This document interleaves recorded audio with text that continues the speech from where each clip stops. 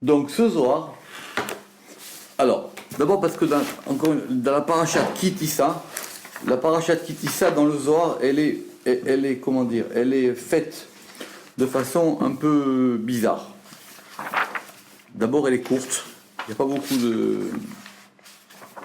pas beaucoup d'explications. Et surtout, elle est occupée. Kitissa, c'est le nom de la paracha. Ça veut dire Kitissa, lorsque tu élèveras.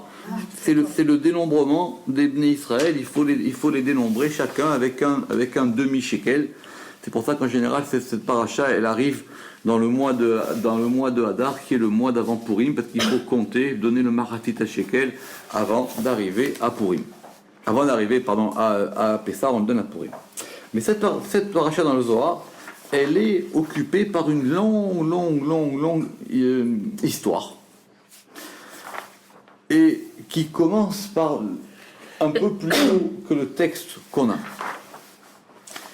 De quoi est-ce qu'elle parle? Et d'autant plus qu'effectivement, l'autre partie de la paracha de Kitissa, mais ça on verra peut-être une autre fois, c'est la faute du veau d'or.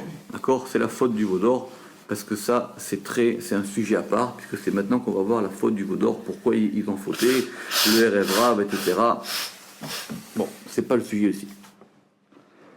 Et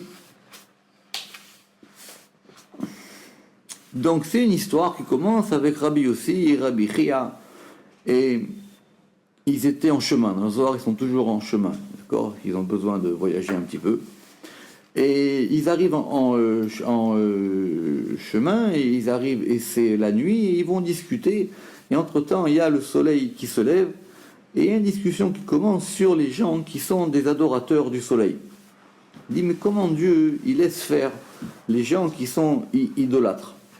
Comment c'est possible qu'il y ait des gens qui font idolâtrer, non pas des objets ici, mais des choses de la nature? Donc c'est comme ça que commence notre Zohar. Ça, c'était ce qu'il y avait un peu avant. Alors il dit, pour expliquer ça, on va voir aujourd'hui un verset très compliqué. Vous savez que c'est des versets de Michelet, des proverbes, et Shlomo HaMelech, tout ce qu'il a dit, effectivement, il faut le disséquer à la loupe, voire à la lettre, voire à la voyelle près pour pouvoir comprendre. Pata Rabbi Chia ve'amar. Alors, on va voir ce verset. Sfat emet. Alors, en hébreu, il y a la safa et il y a le lachon. Mais safa, c'est un faux ami. Parce qu'en hébreu moderne, safa, c'est la langue. Or, la langue, c'est lachon. Or, safa, c'est la lèvre. Pas pareil. Quand on dit le lachon à Kodesh, on dit la langue sainte. En français aussi. Il y a une homonymie entre la langue, l'organe, et la langue, l'activité linguistique. Parce qu'on parle la langue avec la langue. D'accord? Mais safa, c'est la lèvre. D'accord? Donc, alors c'est vrai qu'on dit qu'en général les deux désignent la langue. Parce qu'on dit safa beroura ou quand on dit parler une langue étrangère, en hébreu, on passe de safa à lachon, mais safa c'est safa et lachon c'est lachon. Donc ici c'est sfat emet, c'est-à-dire la lèvre de vérité. Tikon laad, alors tikon c'est un futur, tikon ça vient de litkonen, d'établir, d'être en place. Elle sera établie, laad, on va dire, pour toujours, ou jusqu'à ad, c'est ça laad, tikon laad, ve'ad, et jusqu'à, donc il y a un jeu de mots sur laad, ve'ad, et jusqu'à argia, c'est ça le mot difficile. Alors, c'est quoi rega en hébreu? L'attente. Non, rega, c'est quoi rega? Rega, c'est un instant. Après, en hébreu moderne, rega, ça veut dire attends. Mais rega, ça veut dire un instant. D'accord? Rega. D'accord? Ou rega, c'est aussi quoi? L'irgoa, Tieragua. C'est quoi l'iraga? Calmer, Tout à fait. L'iraga, c'est se calmer. Tiraga, calme-toi, d'accord? C'est en hébreu, tiraga, calme-toi, ragua. Les calmants, ce sont des... C'est kardour margia, c'est un cachet qui calme, etc. Tout le... comme en français, rega. Donc ça a deux sens. Donc soit c'est rega à l'instant, soit c'est calmé. Ve'ad argia, leshon shaker, et là maintenant c'est la langue, shaker, la langue du mensonge. D'accord? Alors moi j'ai traduit ce verset comme le Zohar il le lit. Mais littéralement ça veut dire que la langue de vérité, elle tiendra pour toujours, Ve'adagia, et en un seul instant, la langue du mensonge, autrement dit, elle disparaîtra. Donc il y a deux langues. Il y a ce qu'on appelle un lashon shaker, une langue du mensonge, qui est la langue, on va voir, qui est la langue que tout le monde parle. Et il y a quelque chose qui s'appelle sfat emet, c'est un degré plus haut. Il y a la lèvre de vérité.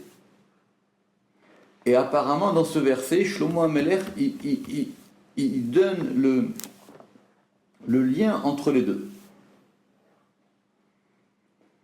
Alors, le début du verset, c'est clair. Sfat emet ikon la'ad, ça veut dire que cette lèvre de vérité, elle sera établie pour toujours. Il y a un moment où les gens, ils parleront vrai. Maintenant, la shon shaker, parce que c'est sheker, mais comme c'est une fin de verset, le E, il devient un A. Le leshon shaker, le lashon shaker, lui, il va disparaître.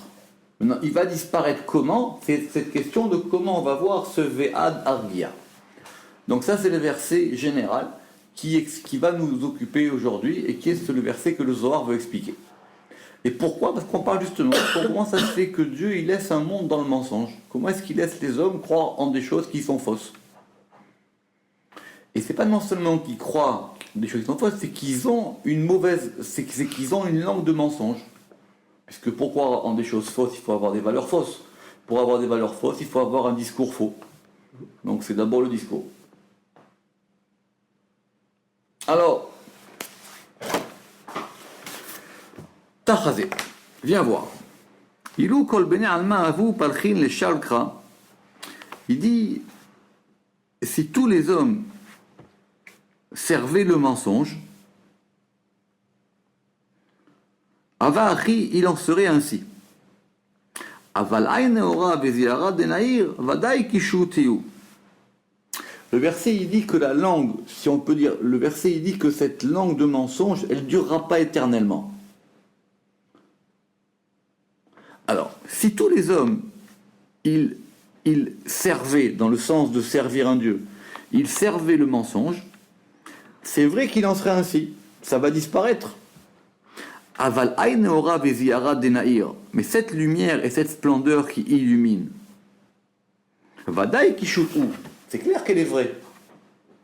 On ne peut pas demander à Dieu d'éliminer le soleil parce qu'il y a des gens qui vont adorer le soleil. On ne peut pas demander à Dieu d'enlever la lumière parce qu'il y a des gens qui vont idolâtrer la lumière. La lumière en soi, elle a une fonction. Le soleil en soi, il a une fonction.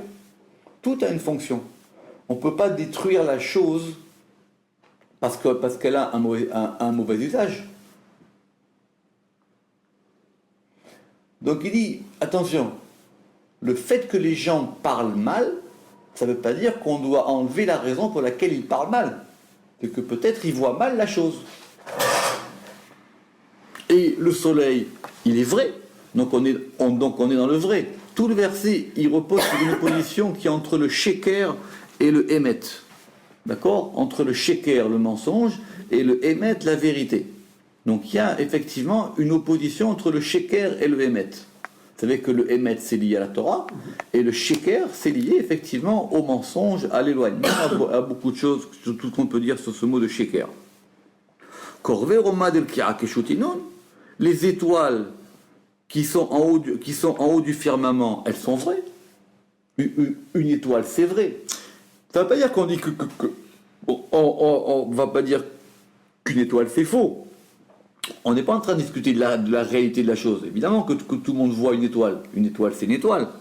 Mais elles ont quelque chose qui est de l'ordre du vrai. Une étoile, ça brille. Comme il a rapporté le Matok Midvash. Elles ont une force supérieure. Le soleil, il a une force.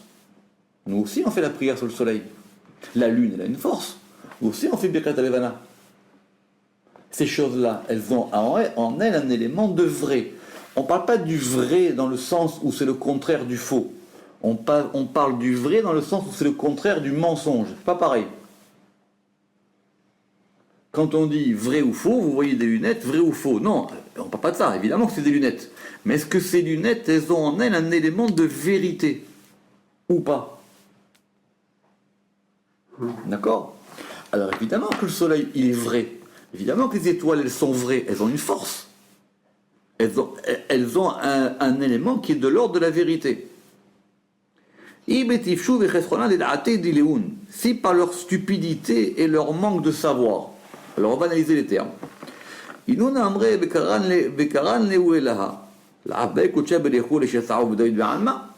On relit. Si par leur stupidité, donc deux conditions, si les gens maintenant ils sont stupides, et ou il leur manque du savoir. Donc c'est deux choses. C'est vrai que le mensonge est toujours lié à deux choses. Soit les gens ils savent pas, soit ils sont stupides. Et c'est toujours lié. Dans tous les cas. Chaque fois qu'on a affaire à des discours de mensonge, c'est lié aux deux. Soit le type il est bête, dans le sens où il est stupide, soit il est ignorant. C'est toujours lié. Parce que des fois, toi, tu crois que tu vas combler l'ignorance, mais tu peux rien faire contre la stupidité. Mais la mauvaise foi. Ah oui. Mais la mauvaise foi, elle est liée. La mauvaise foi, tout à fait. Elle est liée au. Elle est liée à la stupidité. Non, si maintenant les gens, soit parce qu'ils sont stupides, ou tipèche en hébreu, ça peut même vraiment. Enfin, en hébreu moderne, tipèche, c'est idiot, hein. Tipèche, en hébreu moderne, c'est qu'il est idiot. Tipèche. Ou par leur manque de savoir. Inoun amré, eux, ils vont parler. Et ils vont dire non. Voilà, le soleil, c'est un dieu. D'accord? Le soleil, c'est un dieu. Donc ici, le Zohar, il peut dire, c'est pas un problème de la chose, c'est un problème de langage. C'est un problème de langage. C'est la manière dont ils vont désigner la chose. Là, Baekucha Berechou, c'est pas pour autant que le Saint béni soit-il, il va vouloir détruire les œuvres, ce qu'il a fait dans le monde. Comme il a dit, il ne va pas détruire son monde à cause de gens qui sont idiots. Même le déluge, c'est compliqué. Pourquoi est-ce qu'il a eu besoin à un moment donné qui est le déluge alors que les gens ils sont mal comportés? On voit bien qu'il n'a pas détruit. C'est compliqué là-bas. Mais en tout cas, il dit c'est pas pour autant qu'il faut faire ça. Donc le problème, c'est un problème de langage. Alors qu'est-ce qui va se passer? C'est quoi le problème? C'est que les gens vont changer de langage. Pas que les choses elles vont changer.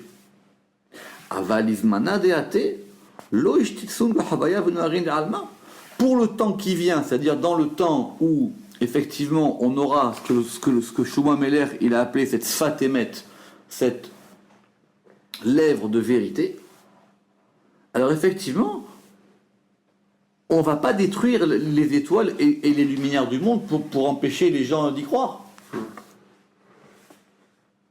C'est un problème de langage, c'est un problème de comment on parle. Avalma nishtatse.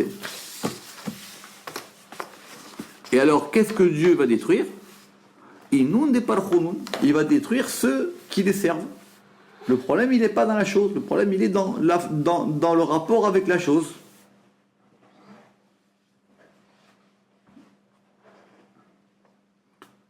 Ici, il ramène une Gemara qui dit que si les idolâtres, ils servaient une chose qui ne sert pas dans le monde, elle serait détruite.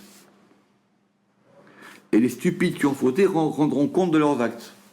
Mais effectivement, le soleil, c'est utile. Maintenant, si toi, tu fais un culte au soleil, je ne vais pas remettre le soleil en cause pour ça. Faut bien comprendre cette histoire-là. Ouais. C'est-à-dire qu'en gros, il y a des degrés dans l'idolâtrie. C'est ça qu'il faut comprendre. Le Rambam, il dit que toute l'idolâtrie, c'est quand tu confonds la cause avec l'effet. Toute l'idolâtrie, c'est que quand tu conçois que le soleil, il ne renvoie pas à quelque chose de plus haut. Comme il a dit à Abraham, comme il dit le Midrash. Il a dit à son père, mais la terre, elle est reliée à la lune au soleil, le soleil aux cieux et les cieux à Dieu. Donc il dit, pourquoi tu fais un culte sur le soleil? T'as qu'à faire par rapport à Dieu. Donc c'est un problème de causalité. C'est de remonter à la causalité, de tout ramener à l'essence de la chose. Or, tant que tu n'as pas ramené à l'essence, qu'il y a un hiatus entre l'effet et la cause, c'est là que le mal il va rentrer. Alors, le verset il dit, Ukarada achiu, et ce verset il est ainsi. Sfat emet tikon laad, la lèvre de vérité, elle sera établie pour toujours. C'est quoi? C'est Israël. Dehinun sfat emet, parce que eux, ils sont la lèvre de vérité. Il veut dire quoi ici le Zohar? Il veut dire qu'on n'est pas en train de parler maintenant du temps futur. Que même dans le temps du mensonge, il y a un degré qui a toujours la vérité.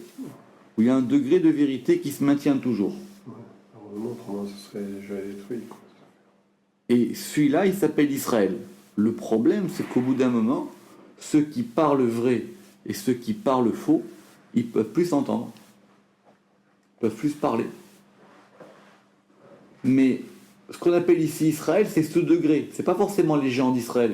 Il y a aussi des Israël, malheureusement, qui sont dans le mensonge. Et aussi des gens qui ne sont pas juifs et qui sont dans la vérité.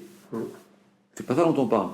On parle qu'il y a un degré de vérité qui perdure tout le temps. C'est pas plus tard. C'est pas pour le moment tout le monde est dans le mensonge et à la fin on ramènera tout le monde à la vérité. Même dans le mensonge, il y a toujours un degré de vérité. Et maintenant, ils ne peuvent plus se parler. Ils ne peuvent pas se parler. Si des gens ils ont des langages différents, comme dans la tour de Babel, au bout d'un moment, ils ne peuvent plus parler. Alors, c'est quoi ce degré de vérité? C'est un degré qui est lié à Israël. Pourquoi? Parce que Israël, il a ce rapport particulier avec l'unité. Alors, on le voit dans les versets qu'on dit dans le schéma Israël. Hachem Elohenu, Hachem Echad. On dit l'Éternel, notre Dieu, comment on traduit? Il est un. C'est-à-dire qu'on a tout relié au un. Vekula iu emet, et tout est vérité. Veraza de emet, et c'est le mystère de la vérité. Saime, et à la fin du schéma on dit Hachem Elohechem emet. On relie tout à un degré qui s'appelle le emet. Même si nous on n'a pas accès à ça, on dit il faut que tout soit placé par rapport à un degré qui s'appelle le emet. Or cette chose-là, d'avoir un rapport avec la vérité, dans un monde où il y a beaucoup de mensonges, c'est très dur à porter. C'est la meilleure façon d'y arriver aussi. C'est aussi la meilleure façon de te retrouver comme étant considéré comme celui qui ne comprend rien. Parce que c'est un dialogue du sourd.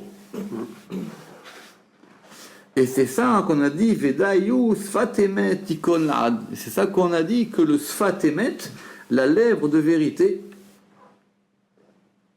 elle sera établie pour toujours. Ça veut dire quoi?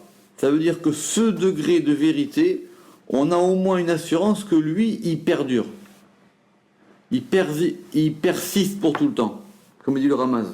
En proclamant chaque jour que Hachem est vérité, Emet, Israël, eux, ils assurent leur maintien. Ils ont ce rapport avec le Emet. Ils ont un rapport avec le Emet. Ils essayent en tout cas d'avoir un rapport avec le Emet. Alors il dit très bien. Ça c'est le début du verset. Tu m'as expliqué Sfat Emet, Tikon Ad. Ça veut dire qu'il y a une lèvre de vérité Et cette lèvre de vérité, elle sera établie pour toujours. Alors maintenant, ça veut dire quoi, ce Ve'a Dargia Leshon Shaker, et jusqu'à ce que je calme, ou simplement pour un instant le Lashon Shaker. Rashi, il veut dire qu'il faut lire le verset comme ça. Il faut dire, la lèvre de vérité, elle dure toujours, et la langue du mensonge, elle ne dure qu'un instant. Comme s'il y avait d'un côté de l'éphémère, et de l'autre côté, L'éternité. en tout cas, de quelque chose qui se tient pour toujours. D'accord? On va voir que si c'est comme ça, le verset ne marche pas. Parce que le monde, il nous montre que justement, la langue de la Shon Shaker, la langue du mensonge, elle n'est pas pour un instant. Elle dure depuis très longtemps. Elle dure depuis des milliers d'années. Rashi veut dire qu'il faut lire le Ve'ar. C'est comme si Rashi, il découpait le mot, il dit Ve'adrega. Comme si, donc, la langue le Sfat Emet, la lèvre de vérité, elle dure toujours. Et le Lashon Shaker, Rega. Lui, il tient qu'un Rega. Il y a juste un petit Rega de mensonge pour une éternité de vérité. D'accord? Le Zohar, il va dire, il ne faut pas dire comme ça. Alors, il dit que ça, alors, Ve'adargia, ve'adrega mi ba'ale, ma'argia. Si vraiment on avait voulu dire que le mensonge, il ne dure qu'un instant, on aurait dû dire ve'adrega. C'est jusqu'à un rega. Ve'adrega, simplement pour un rega. Mais la Torah, Shlomo Amelech, il n'a pas dit ve'adrega. Il a dit ve'adargia, jusqu'à ce que je calmerai cette langue de mensonge.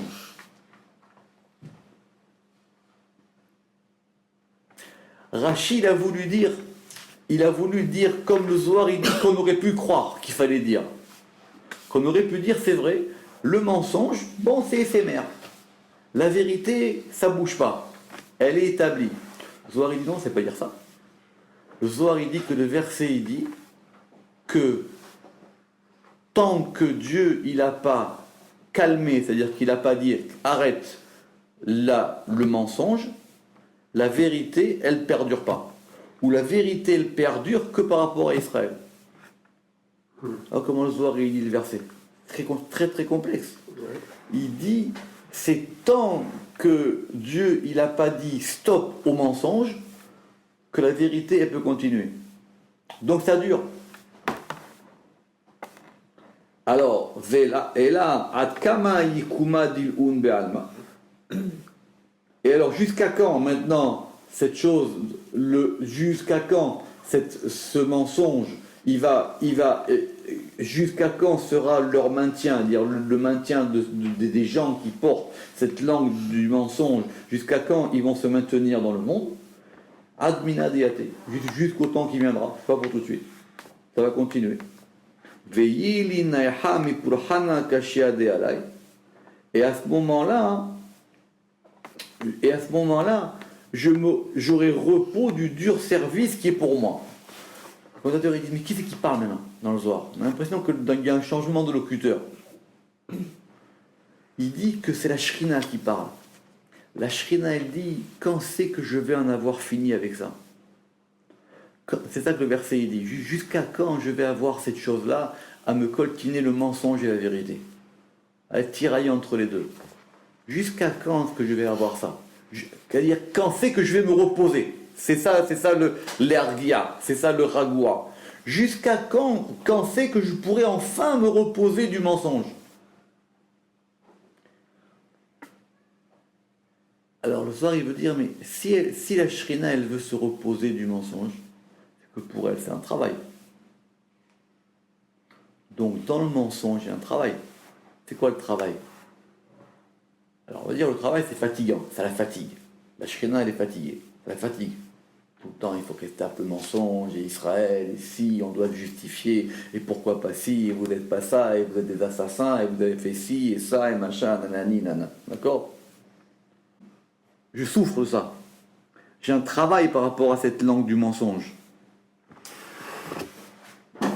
Le Ramaz, qui est un grand commentateur, il dit, parce que dans ce travail-là d'être confronté à la langue du mensonge, elle doit récupérer des étincelles. Que si elle est en galoute dans ces choses-là, c'est qu'elle a un travail. Elle doit, malgré tout ce travail-là, tout ce labeur-là, elle doit aller chercher. Parce qu'il y a toujours des choses à prendre. Peut-être il y a une personne, elle va dire, mais c'est pas possible. Peut-être il y a une personne, elle va se dire, mais c'est pas. Il y a un truc qui se passe. C'est ce qu'on appelle dans la Kabbale le fait de ramasser les étincelles. D'accord ? C'est qu'elle doit aller ramasser les étincelles. Donc le verset que Shlomo Melech il a dit, que la Shekhinah elle dit, jusqu'à quand je vais me reposer de ce travail ? Quand c'est que c'est fini ? Parce que s'il y a cette chose-là, c'est qu'il y a une raison. Mais la Shekhinah elle dit, jusqu'à quand je vais me reposer de ça ? Fait Adar Gi'a Lashon Shaker. Quand c'est que j'aurai du repos quand c'est que j'aurai du repos de cette langue du mensonge. Alors, ou bismana de argia, et au temps où moi je vais calmer, quand j'aurai eu du repos et du calme, yishtetse lashon shaker, la langue du mensonge, elle sera détruite. Inun de karanela, ce qui nomme divinité, les mandela voilà, ce qui n'est pas divinité, eux ils seront détruits. Effectivement, oui. Et à ce moment-là, on pourra avoir du repos. Donc pas du tout comme Rachid l'avait dit. Il y a un moment où il faudra se reposer de ça. Pour le moment, on est dans le temps du boulot. Il faut qu'on se batte avec ça. Alors, ça c'est le Lashon Shaker. Aval Israël, Deinoun Sfatemet. Mais maintenant, Israël, qui eux sont la lèvre de vérité, Ktiv Beou, il est écrit à leur propos, Amzo Yetzartili Teilati Yesaperu. Ce peuple, je l'ai formé pour moi, Teilati Yesaperu, ils raconteront mes louanges, ou mon hymne si on veut. Ils raconteront mes louanges. Ça veut dire que c'est eux qui diront par leurs lèvres la vérité. La vérité, elle sortira de leurs lèvres à eux.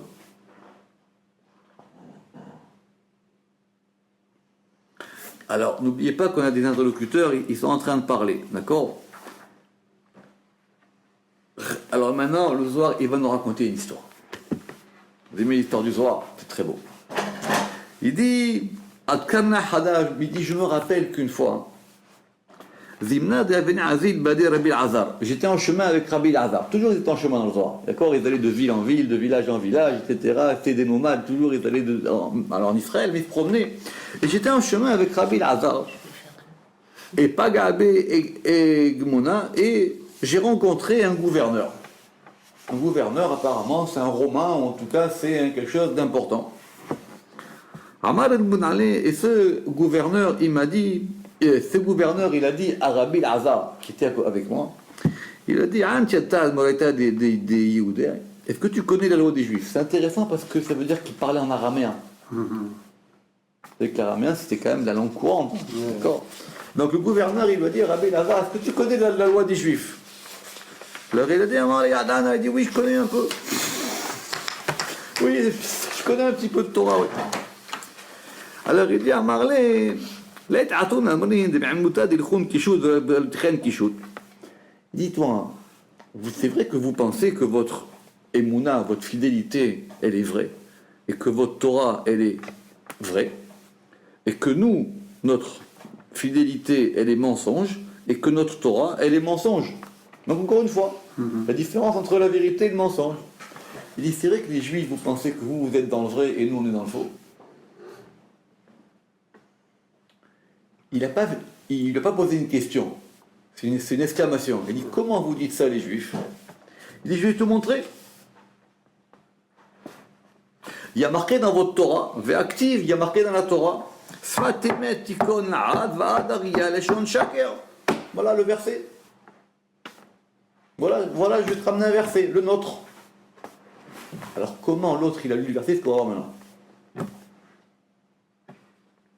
Il dit, mais nous, les non-juifs, mais Yom'aïn d'Alma, depuis toujours, Kaïmin de Markuta, la royauté elle est à nous, c'est nous qui dominons tout, c'est nous qui avons la royauté dans le monde. Et elle ne nous a jamais été enlevée. Même tu dis un peuple il monte, un peuple il descend, la royauté est toujours chez eux, pas chez nous. Dara batar dara, génération après génération. Donc la vérité elle est chez nous, elle n'est pas chez vous. Donc le verset s'applique à nous. Sfatemet c'est nous. Tikon ad. Il a dit l'inverse maintenant. Il a dit ce qui perdure est vrai. Ce qui perdure est vrai. Si ça perdure, c'est que c'est vrai. Vadaï. Et vous, Ve'atou, et vous, Ve'ir, vous aussi. Et vous quoi? Vous avez eu un royaume en Israël, combien de temps il a duré? 1 siècle, 2 siècles, 3 siècles, 10 siècles, c'est rien. Vous, votre royaume, c'était d'abord un petit royaume. Ou mi'ad demenachoud, et vous l'avez perdu. Ukra itkarem bechou, et vous, justement, la fin du verset, elle est sur vous. Ve'adargiel lashon shaker, votre langue de mensonge, elle n'a duré qu'un réga, elle n'a duré qu'un instant. Donc il le dit à l'envers. Ouais, c'est pas bon. Il a dit le contraire. Nous, comme on dure depuis longtemps, c'est qu'on est dans le vrai. Et vous, comme vous n'êtes pas comme vous, ce que vous dites, comme cela n'a duré qu'un instant, c'est que vous êtes dans le mensonge. Ce qui est intéressant, parce que nous, on avait lu le verset disant que l'opposition principale, elle était entre Sheker et Emet. Ouais. Or maintenant, lui, il lit les versets en disant que l'opposition, elle est entre ce qui dure et ce qui ne dure pas. Bah, au Vatican, en ce moment, il doit être content, non? Bah ouais. Alors, doucement. Ouais, c'est l'heure de vérité qui arrive. Amar les... C'est l'heure du people. Alors, on y va. Rabbi Elazar, n'oubliez pas que c'est le fils de Rabbi Shimon, d'accord? Il lui a dit, Hamina bar de an hakim boraita. Il a dit, je vois que toi, tu es fort dans la Torah. Il a dit, je vois que tu es un homme très très sage dans la Torah. Tipach ruche da'au gavra, que disparaisse l'esprit de cet homme. Qu'est-ce qu'il fait? Il lui a fait un yichoud pour lui enlever la mauvaise part qui est en lui. Pas comme nous on croit, c'est pas qu'ils ont discuté maintenant. Il dit, toi maintenant tu viens me parler à moi comme ça. Tu viens me parler à moi comme ça. Dans le Zohar, les dialogues ils sont pas comme ça. Il y a un Zohar où de Rabbi Elazar le même, il y a un méchant qui était le voir et lui a dit, j'ai une question à vous poser. Il dit, vous dites que votre temple, il sera détruit, il sera reconstruit. Mais dans la Torah, il n'y a que 2 temples. Et vous dites que votre Torah, elle est vraie. Vous mangez cachère, mais vous êtes encore plus malade que nous. Donc même votre nourriture cachère, elle ne vous fait rien à vous. On va écrire un soir comme ça. Rabbi Elazar, il a dit, tu vois, tu m'as parlé comme ça. Donc toi, c'est fini, maintenant tu meurs tout de suite. Et il est mort. Mais il a dit, maintenant lui, c'est un rachat. Mais les questions qu'il m'a posées sont bonnes. Alors il a été voir Eliyahu Navi, il lui a dit, tu vas monter en haut et tu vas me répondre à ces questions, parce que ces questions-là, quand même, je veux une réponse. D'accord? Beaucoup de parasiotes comme ça dans le soir. Alors là, il lui a dit, toi, je vois que tu veux m'amener une preuve de la Torah. Donc tu es quelqu'un qui cherche. Maintenant, tu as un problème. Donc déjà, la première des choses, je vais t'enlever le mauvais esprit qui est en toi. Et on va garder que le bon. Sinon, on ne comprend pas la suite du dialogue. Donc il lui a dit, Tipa ruhe da'u gavra, que disparaisse l'esprit de cet homme. C'est-à-dire que l'esprit qui a dit des choses mauvaises, il disparaisse, mais pas l'homme. Et maintenant, je vais te répondre. Tu veux qu'on parle de Torah? On va parler de Torah. Alors il a dit, écoute, Ilou amarkra sfatemet konan talad, avak ede ambrinan. Si la Torah, elle avait dit, la langue de vérité, tu l'as établie pour toujours, la lèvre de vérité, tu l'as établie pour toujours, effectivement, ça aurait été comme ça. Effectivement, si l'opposition du verset, elle aurait été entre ce qui est pour toujours et ce qui est éphémère, tu as raison. Mais la Torah, elle n'aurait pas dit tikon lad. La Torah, elle a dit atakonan talad. Tu l'as établie pour toujours. Autrement dit, elle est là de tout temps à jamais. Ava l'active et la tikon. Mais il n'est écrit qu'elle sera établie qu'au futur. Donc même Shlomo Ameler, quand il a dit ça sera au futur. Même de mon temps, moi, c'est pas encore établi. Nous, on n'a pas un problème de temporalité, nous. Nous, on a un problème de vérité et de mensonge. La temporalité, pour nous, elle n'a pas de sens. Si effectivement c'était la temporalité, le verset, il aurait dit « Ata konanta ». Mais le verset, il a dit « Tikon », c'est au futur. C'est-à-dire « Madela vachiashta », ce qui n'est pas pareil maintenant. Pourquoi ? De ashta, parce que maintenant, effectivement, sfat sheker kaima. Parce que maintenant, c'est ça, notez cette belle phrase du Zohar, parce que maintenant, la lèvre du mensonge, elle se tient. Ça ne veut pas dire que elle perdure. Elle se tient, oui, c'est effectivement, elle a une consistance. Ou sfat emet, shriv al afra. Mais la lèvre de vérité, elle est dans la poussière. C'est nous, c'est Israël, c'est la Shrina. La Shrina, elle est dans la poussière du monde. Ou be'aouzimna de'emet yakum al kiyume. Et au temps où la vérité, elle se lèvera dans son maintien, ou mego eretz tismach, et elle germera de la terre, c'est parce qu'il y a un verset dans les psaumes qui dit ça.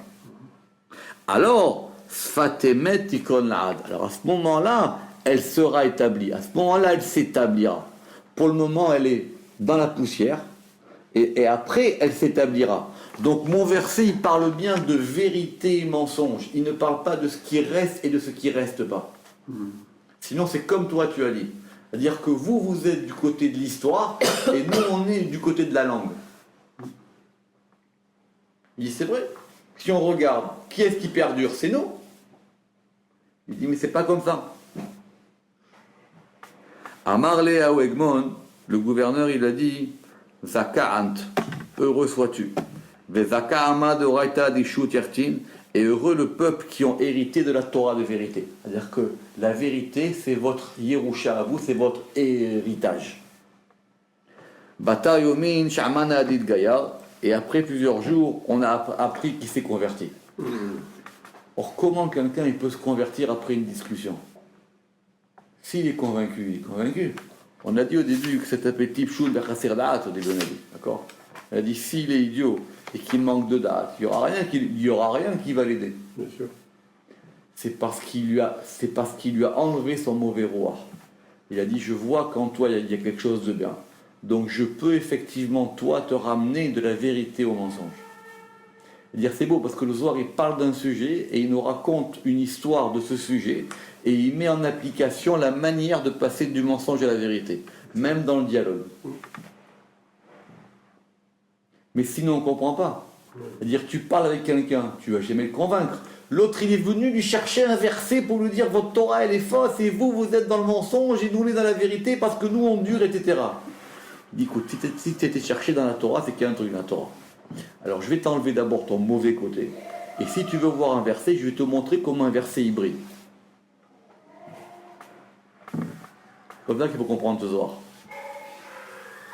Sinon on ne comprend pas qu'est-ce qu'il lui a dit avant. Alors comme ils sont en chemin, il faut bien continuer. Azlou, ils ont été. Matou Halad Behakal, et ils ont trouvé un champ. Vetsalut Seluteun, et ils se sont dit, bon maintenant c'est l'heure de la prière, on va prier dans le champ. Les deux. Kivan et Salut Seluteun, et une fois qu'ils ont fait, et après qu'ils eurent prié leur prière, ils ont dit, Amrou Mikan Ve'ala Nithaber Bashrinta, à partir de maintenant, on va se lier, lions-nous à la résidence divine, à la Shrina, Venazil Vitasek Beoraita, et allons nous occuper de la Torah. Pourquoi ? Parce qu'il dit maintenant qu'on a fait ça. Alors maintenant, nous, on doit être avec la Shrina et comprendre le travail qu'elle fait. comprend le travail qu'elle fait entre le mensonge et la vérité. Baruch Adonai Leolam, Amen ve Amen. C'est comme si on